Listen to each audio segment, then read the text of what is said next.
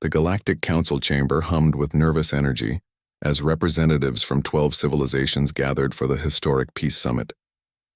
Ambassador Akira Tanaka adjusted her formal Earth delegation uniform, while her security chief, Lieutenant Johnson, scanned the vast crystalline hall with practiced eyes. "Remember, Johnson," Akira whispered, "we're here to make friends, not intimidate anyone." Johnson's scarred face cracked a smile. "With respect, Ambassador, we're just being ourselves. Not our fault if that's intimidating." The Zephyrian delegate, a delicate being of translucent wings and bioluminescent skin, fluttered nervously as the humans entered. Word had spread throughout the galaxy about these newcomers, Deathworlders from a Class 12 hostile planet who somehow thrived in conditions that would kill most sentients. Instantly, Akira took her designated seat at the circular table, noting how other delegates subtly shifted away. The Quellian ambassador, whose species communicated through color-changing chromatophores, flashed rapid patterns of anxiety when Johnson casually set down his briefcase. Standard diplomatic protocol required all security personnel to carry defensive equipment. "Greetings, fellow sentients," Akira began warmly, her voice carrying across the chamber. "Earth extends its hand in friendship and—" A sharp crack interrupted her. Johnson had absently cracked his knuckles, a human quirk he barely noticed. 3 delegates immediately activated personal force fields, and the Velnari representative's feathers stood completely upright. "Apologies," Johnson said, raising his hands peacefully. The gesture, meant to calm, only highlighted his 5 articulated fingers. Predator appendages. The xenobiologist had warned them, designed for gripping prey. The meeting proceeded with Akira presenting Earth's proposal for joining the Galactic Trade Consortium. She pulled out a thermos of coffee, another human necessity for long meetings. The rich aroma wafted across the chamber. "By the 7 suns," gasped the Altarian delegate, his 4 eyes widening. "You drink heated stimulant compounds? For pleasure? It's quite mild by our standards," Akira explained, taking a sip. "Would anyone like to try some?" The collective shudder around the table was answer enough. As negotiations continued, cultural misunderstandings mounted. When discussing defense treaties, Akira mentioned Earth's military doctrine of mutual assured destruction as a successful peacekeeping strategy. The Etherian delegate, a gaseous being contained in an envirosuit, literally condensed in fear. "You threatened your own species with complete annihilation to maintain peace," the Etherian wheezed through its translator. "It worked for nearly a century," Johnson added helpfully. "No major global conflicts once everyone could destroy everyone else." The temperature in the room seemed to drop several degrees. During the break, Akira attempted small talk with the Corvid ambassador, whose species prided themselves on their intelligence and problem-solving abilities. "Your puzzle-solving traditions are fascinating," Akira said genuinely. "On Earth we have something similar. Escape rooms where we lock ourselves in confined spaces and solve clues to get out. It's entertainment for us." The Corvid's head crest flattened completely. "You voluntarily trap yourselves? For fun? Oh yes. The more challenging, the better. Some even include actors who chase you while you solve puzzles. Really gets the adrenaline pumping." 2 delegates excused themselves from the meeting entirely after that revelation. The situation reached its peak when lunch was served. The automated serving drones had been programmed with each species' dietary requirements. For the humans, this meant a traditional Earth meal.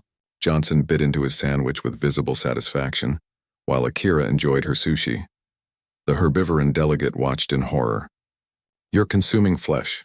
Raw flesh in her case." "Fish, actually," Akira corrected gently. "Very fresh. Would you believe humans have competitions to see who can eat the most dangerous foods? There's a fish on Earth that's lethal if prepared incorrectly, and it's considered a delicacy." A collective silence fell over the chamber. The Zephyrian delegate's translation device stuttered. You play games with poisonous food?" "Not games exactly," Johnson interjected, trying to help. "It's more like controlled risk, like skydiving or free climbing, jumping from aircraft with fabric wings, or scaling vertical cliffs without safety equipment." The security alert system activated as 3 more delegates' stress indicators exceeded safe parameters. Ambassador Korval of the warrior Draknari, who had remained silent until now, leaned forward. His species, considered the galaxy's most formidable fighters, studied the humans with newfound respect. Your species engages in potentially lethal activities. For recreation? Builds character, Johnson shrugged. Plus the adrenaline rush is incomparable. Akira sensed the meeting derailing and stood. Please, everyone. Yes, humans evolved on a dangerous world. Yes, we've adapted in ways that might seem extreme. But that's exactly why we're valuable allies. We're incredibly difficult to kill, we thrive under pressure, and most importantly, we're pack bonders. Pack bonders? The Quellian's chromatophores shifted to curious purple. We form emotional attachments to almost anything, Akira explained.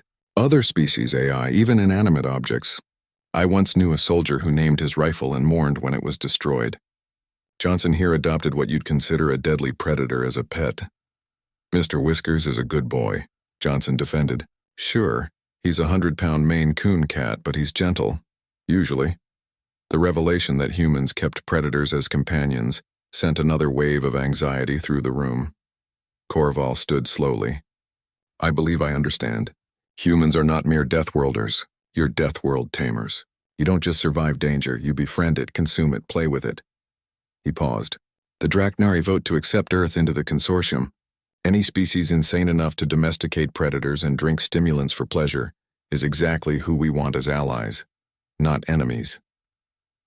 One by one, other delegates began to see the strategic advantage. The Etherian wheezed what might have been laughter.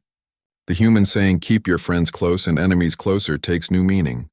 Perhaps having such resilient, adaptable beings as allies would discourage hostile forces. Akira smiled warmly. Earth looks forward to a long and peaceful relationship with all member species.